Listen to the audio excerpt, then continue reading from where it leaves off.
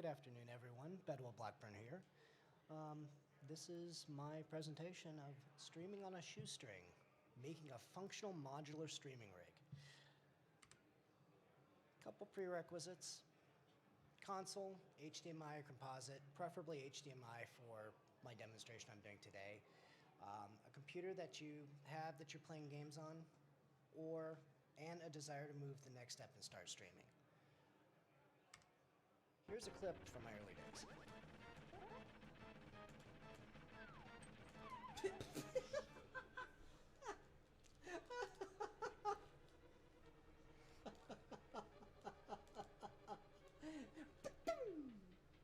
Just get out of here, he said. Wow, that was something. Troldorn's Great Yeet. So, that clip itself, a few bits of information about that particular PC. That's shortly after I started in June of 2020 or July of 2020, in that time frame. CPU for that laptop was released in 2012. Note, this was in 2020, 8-year-old laptop at that point even. Capture card was also originally released in 2012. Background for my stream setup at that time was a couple Creative Commons pictures on a slideshow. And the microphone was literally a clip-on lavalier microphone attached directly to my computer. I was literally at the end of the tether on the microphone itself. The captures were from Chatty, my tracker, and the video were put on top of the Creative Commons slides itself. That was all, and as you may have seen in the chat for it, that was all the way back when the Link to the Past randomizer ladder was still going on, and it was all the way back at season 3. And there was over 20 seasons of that randomizer ladder, so here's a few others. Whoa. I should have died.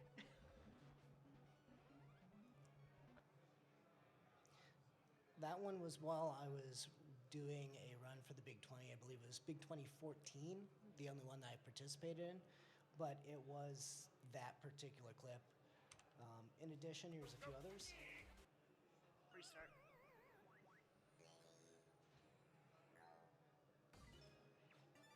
If I can do this deathless, I'm not gonna die sending that away.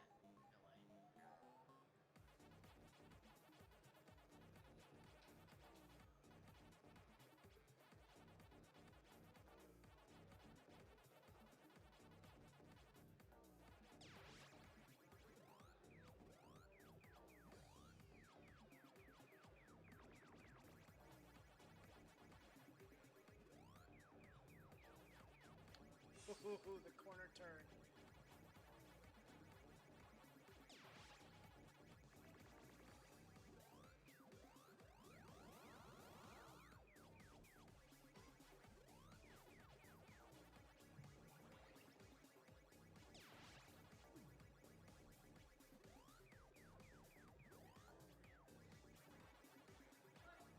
This was with a cheaper HDMI capture on this one. So you may see a little bit of stuttering on occasion, but overall it was fairly smooth for the setup I had at the time.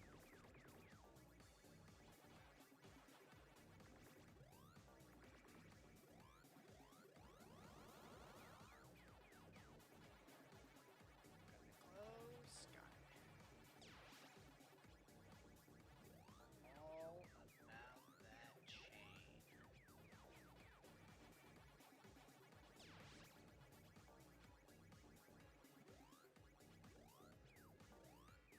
I think we've seen enough of this one. I'm going to go ahead and hit the next slide here for us.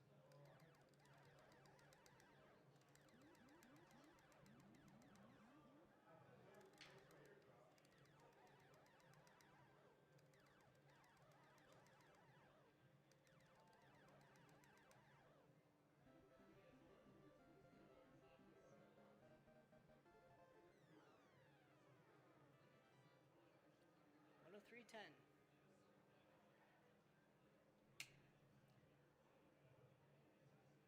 So that particular laptop, I actually was this one. Big old two-handed, huge workstation style laptop. And that, a lot of that was on literally this one or the one before it. So it's amazing sometimes what some of them can do. But, and this was one of the last pictures of my setup with that. Yeah, as you can see it in the bottom right-hand corner.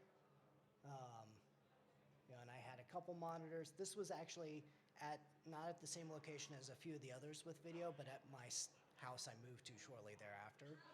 But it still was that was kind of how I had everything hodgepodge together. My apologies for the mess, though, otherwise. Now, I did go ahead and set up, in preparation for this, I did go ahead and grab a few items.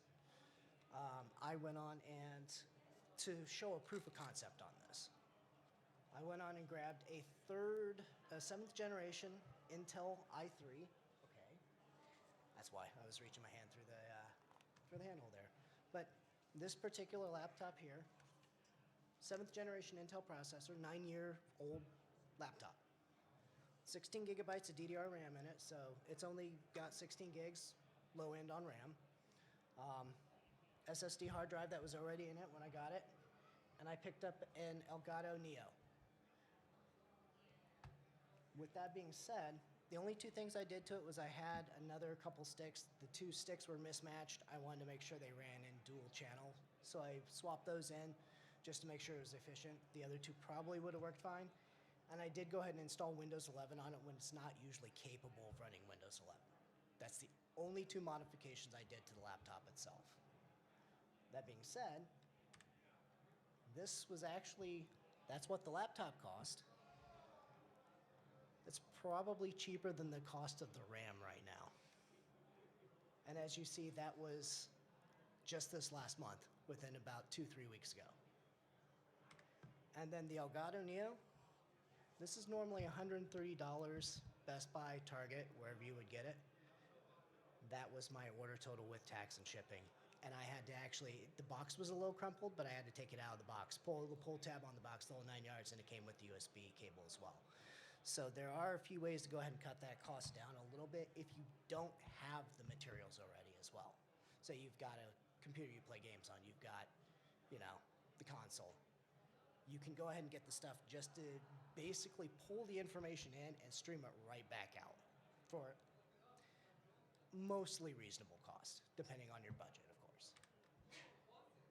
Thank you. I'm just getting over a cold too, so forgive me if Audio, I did not balance it quite right. I apologize. I know better. But this is actually from this setup with my Mister as what I captured.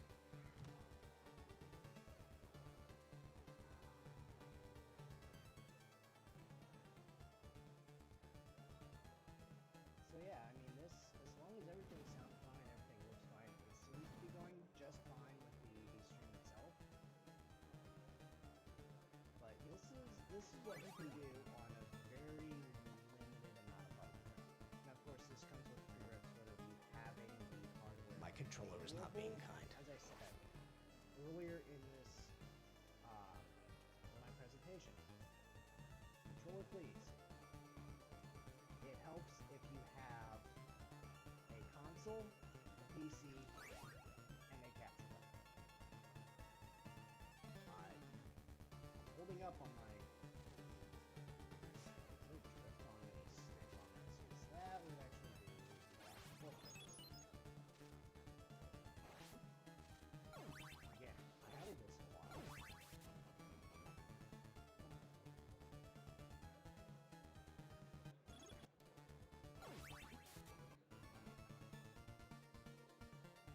I really need to de-rust this game. If you haven't noticed by the audio already, I it's am the going to go Japanese ahead. I version, which has promise I will the get this extra updated channels on this it. 2025 was not a kind year for me, so I am going to be back to do this in 2026. That is the truth.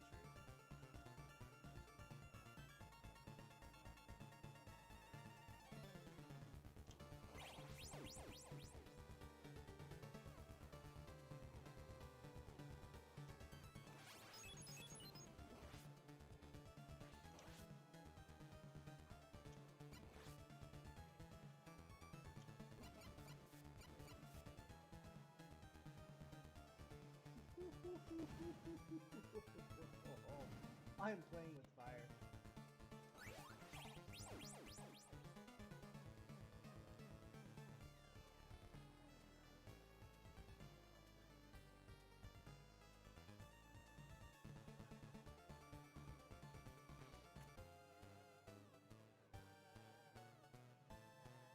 Ah.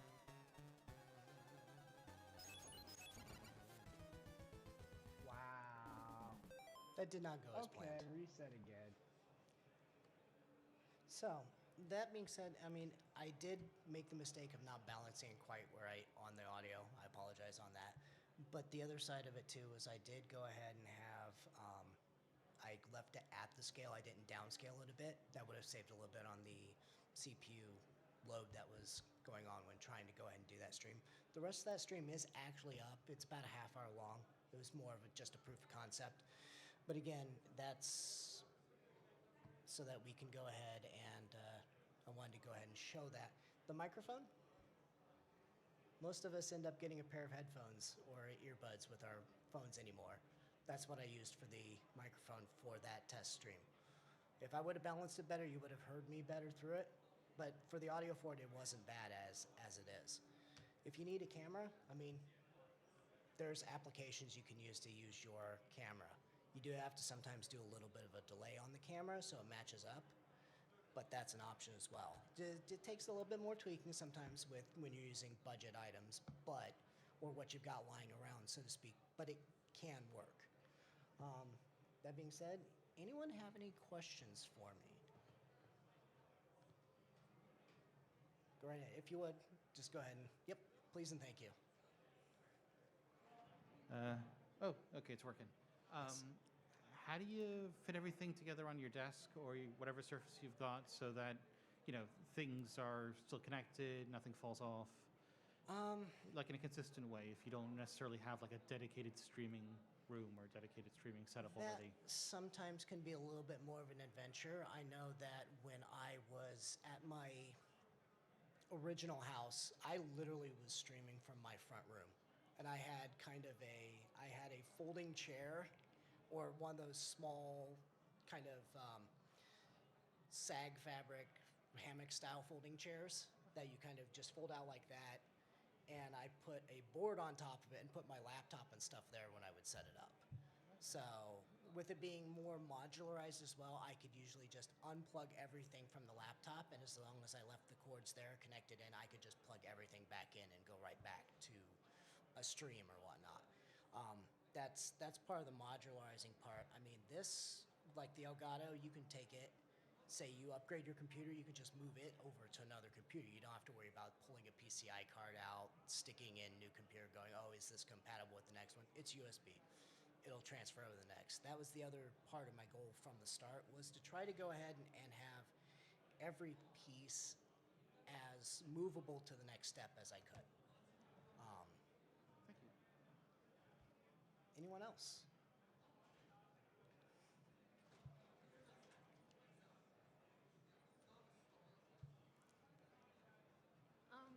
Does any suggestions on like lighting, like if you're gonna use a camera? On that, you kind of have to be a little bit more flexible, so to speak. On my first couple there, I used more natural lighting because I was near a window. You can go ahead, every once in a while, you'll see some of those smaller USB ring lights. You can use those. Some of them, I have one at home that actually has both white and natural light with it, so you can rotate between the two or have a blend of the two and notch it up and down.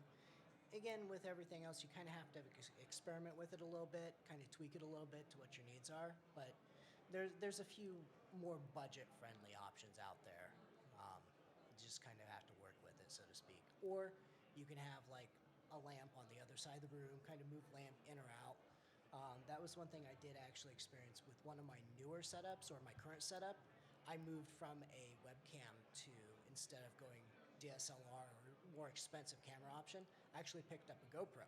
And I actually had to go ahead and turn a light on the other side of the room for the first time in a while because I turned on the camera on it and I was like, oh, it's really dark now. So I had to go across and flip a LED lamp, flood lamp on. And I aimed it at the ceiling, and it gave just the right amount of light for it. So, again, one of those, if you've got some things lying around, you can use those. Otherwise, you may have to get a inexpensive option, but it functions better than what you expect it to in most circumstances. Thank you. Quite well. Any other questions?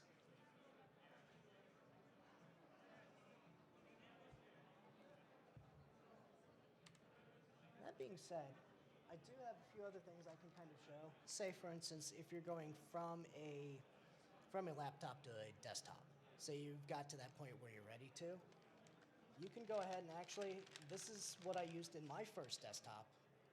It slows down the RAM a little bit, but I actually use my laptop chips with riser cards. So the SODIMM goes in here, and then you just insert the main chip, everything together into the RAM slot. As long as you've got the clearance in the PC, you can go ahead and do that. As I said, it does slow it down a little bit, but it's nominal in the grand scheme of things, and especially with RAM prices as they are now.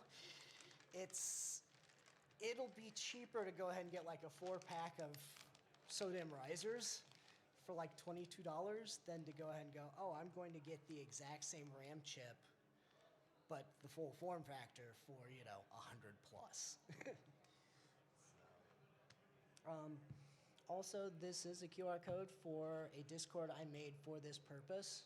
Say if you have any questions on hardware, anything else that you're looking to go ahead and go with, this will go ahead and assist with, you just toss a thread up in one of the appropriate areas and go ahead and ask a few questions. I mean,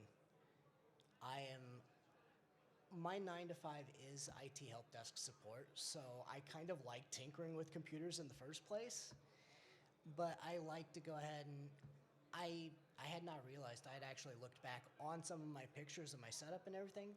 The picture that I had there of the one setup, that was in February of 24.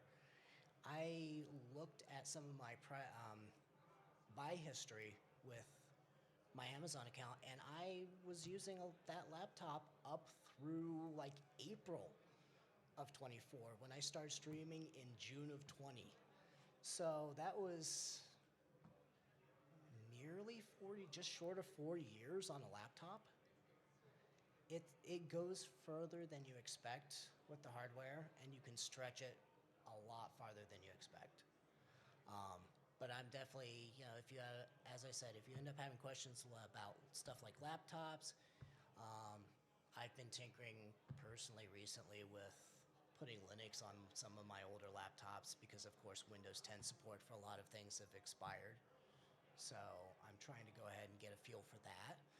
I've been using old hardware, buying like data center GPU cards and experimenting with that as well. You might see me around later with my secondary PC, and feel free to come bug me and say, hey, what's in this, and show me about it. But yeah, I want to be able to go ahead and pass any information I have along and help people, use what they have lying around. My GoPro. I actually brought that with me because this itself, this and everything that I needed to go with it cost me around $500. That's about half the price of what even a decent used DSLR is.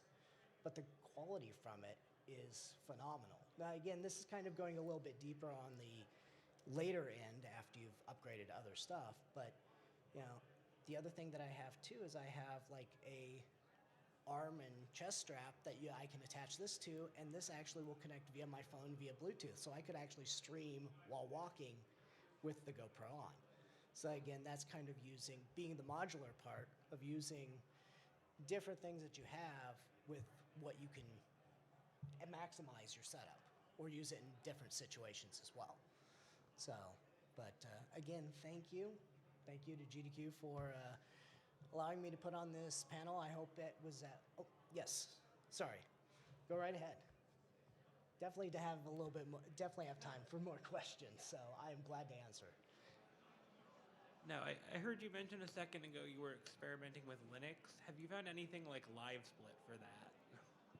Actually, I would have to take a look at one of the PCs because I think I was either running it through. I think I may have actually ran it through the Proton interoperability layer. Steam and Valve having taken a combination of different interoperability layers or different interpretation layers for things has made it so much easier to run many Windows applications in Linux at this point. It's night and day. That's most of the stuff like on a Steam Deck. Steam Deck itself is literally a Linux computer. It's one thing that many people may or may not realize. With that being said, a lot of the Steam games you're playing, they're literally the Windows versions being played on your Steam Deck. And it's beautiful. I love it. It means that there's so much more that you can do now on the PCs and have the flexibility of sometimes that lighter framework. It can actually help out some too with streaming. Instead, there are some things you have to kind of tweak with OBS. It's not as flexible in Linux as it is in Windows, but it's more robust than it has been in the past. So.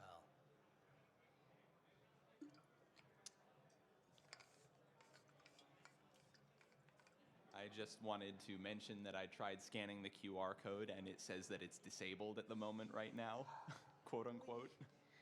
Okay. I will go ahead then. My apologies on that. What I will do is I will go ahead and get you guys the link here just shortly after this. And when I post I'll make sure that, I'll put the link for those of you watching after the fact on YouTube. I will make sure that I put a link for the Discord in one of the comments. That way it can go ahead and be accessed that way. So thank you for bringing that to my attention. Of course, that would be my luck, but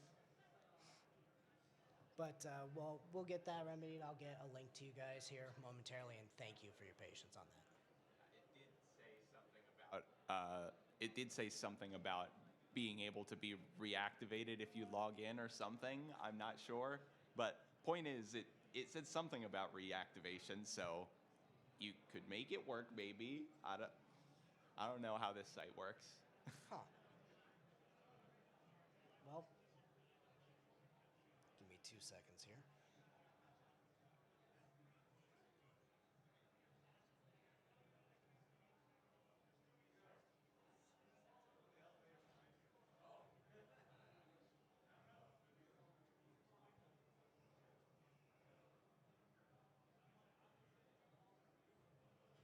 Sorry about this.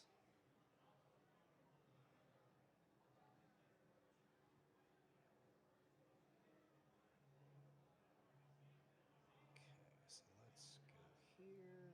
Copy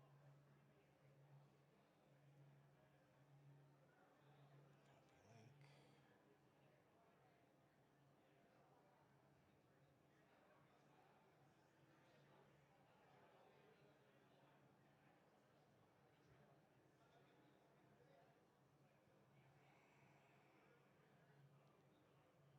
Sorry about this.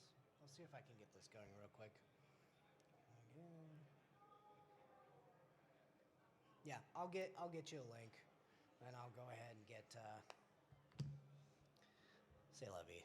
Go figure. The service I use decided to go ahead and toss it to the side on me. So my apologies on that. I will get you a link momentarily, or QR code for those of you here in the panel audience. I appreciate that.